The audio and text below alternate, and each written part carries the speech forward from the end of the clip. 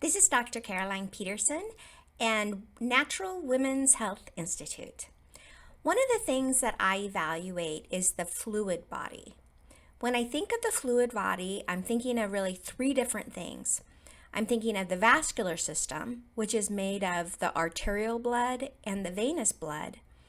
I think of the lymphatic system, which is made of all of the different components of fluid lymph nodes, then the lymphatic organs, spleen, appendix, and thymus, which are not, of course, fluid, but they are lymph. And then the third one is the cerebral spinal fluid. So those are three very important, somewhat related fluid systems in the body that I find are often overlooked or not addressed adequately, not integrated adequately into treatment protocols for conditions that have not been responsive to traditional chiropractic, acupuncture, massage, or biomedical care. So the vascular system is the one that probably people know the most about. You know that the arterial blood is the blood that's oxygen rich. It has all the nutrients in it. It goes away from the heart. The heart pumps it away. It takes that oxygen and those other nutrients to the tissues, the end organs, to give them nourishment. And then what happens is that at the capillaries, there's just kind of like exchange place that happens between the arterial system, the venous system, and the tissue. So that at that point, that's where everything kind of does a turnaround and starts coming back up through the venous system. So the venous system has a series, most of it has valves in it that helps the blood to move back up towards the heart. It's a low pressure system, so that's why you get your blood taken out of your veins and not your arteries. That would not be good. And so also because it's low pressure, it is going up against gravity, it has to have these valves.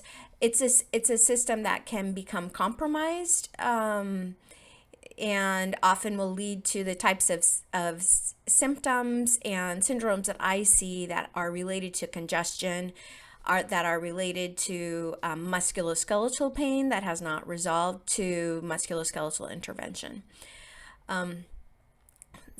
So the lymphatic system is related to this system because the lymph is carried down in the arterial system and then it goes out into the tissue.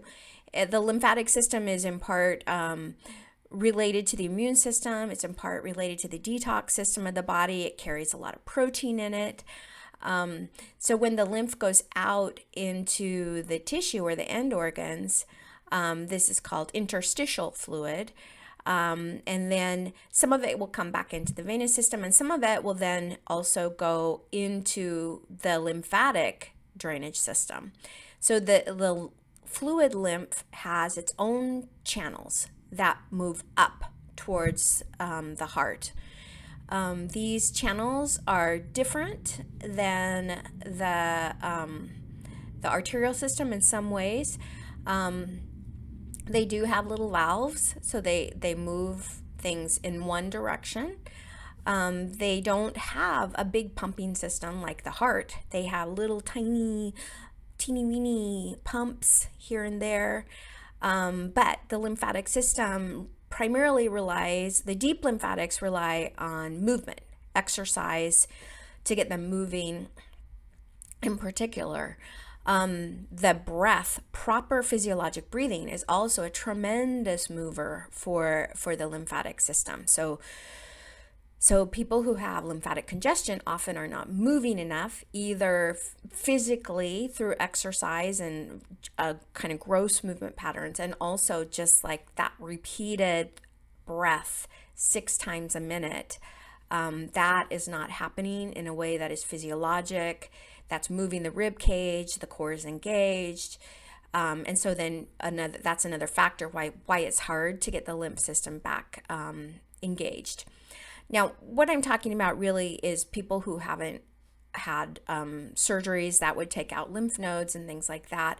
For those kinds of folks, there's going to be more, it's going to be necessary to have more ongoing care and support of the lymphatic system. For folks who have their lymph nodes and just have some underlying issues that make the system less efficient than it should be, then a lot of times manual therapy, getting more movement in place, learning how to breathe correctly, those are things that can get the system going, as long as you don't have any other perturbations of the system. So when I say perturbations, other perturbations, what I'm talking about is it like an organ that's out of place or not moving properly, or some other type of fascial adhesion or something like that we can go into later. But yes, the lymphatic system is very interesting in the way that it drains, because it doesn't drain equally through the body.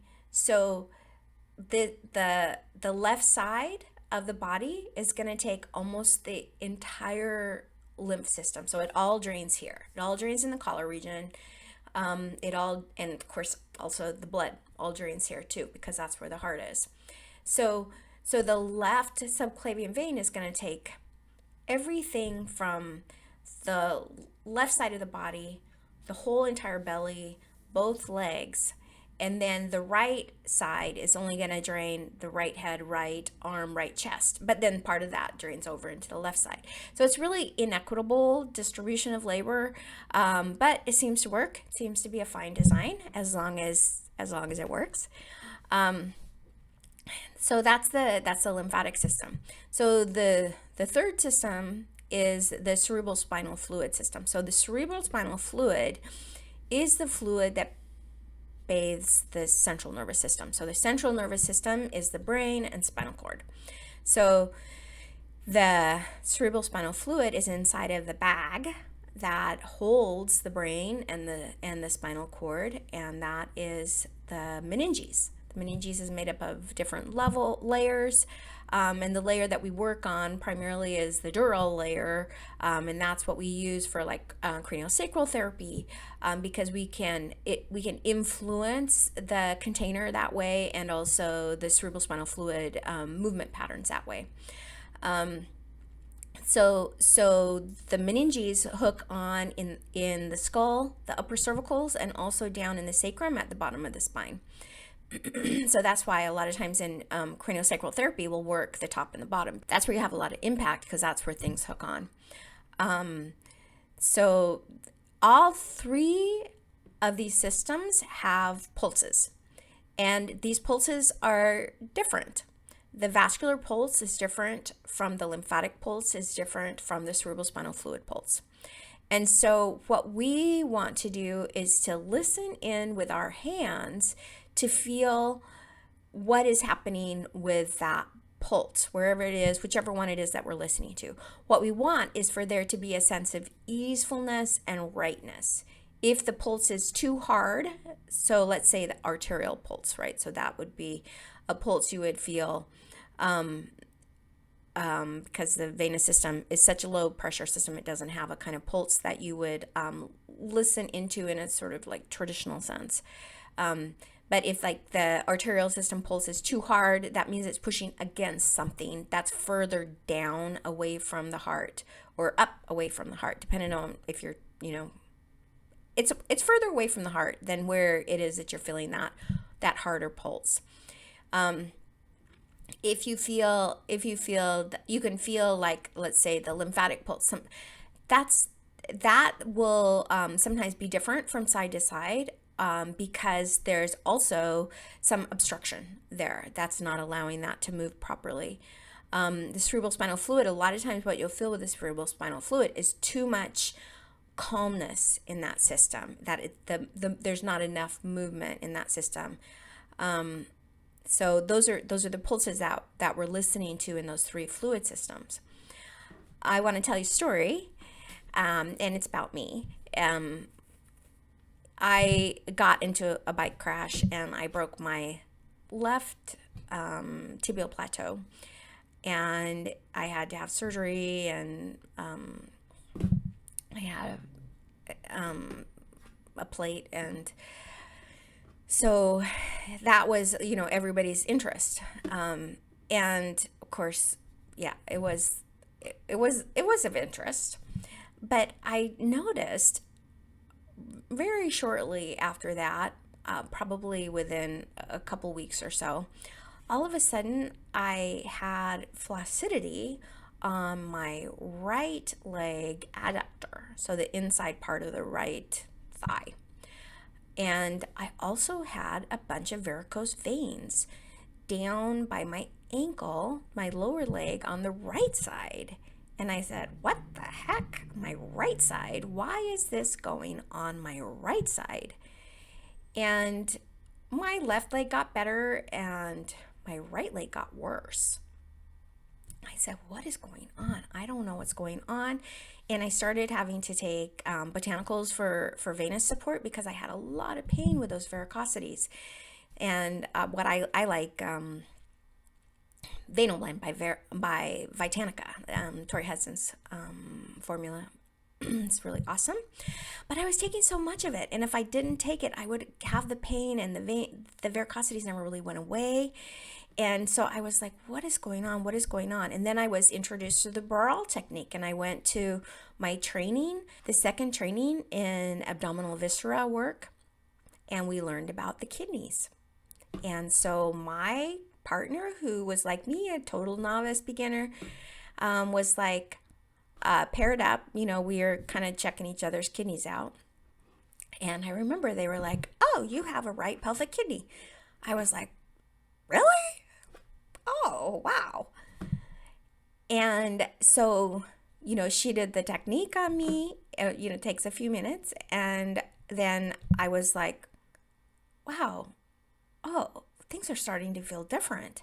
And I could feel that the movement was changing right away in my right leg, and the varicosities were improving dramatically, and the kind of flaccidity of that inner thigh was becoming better.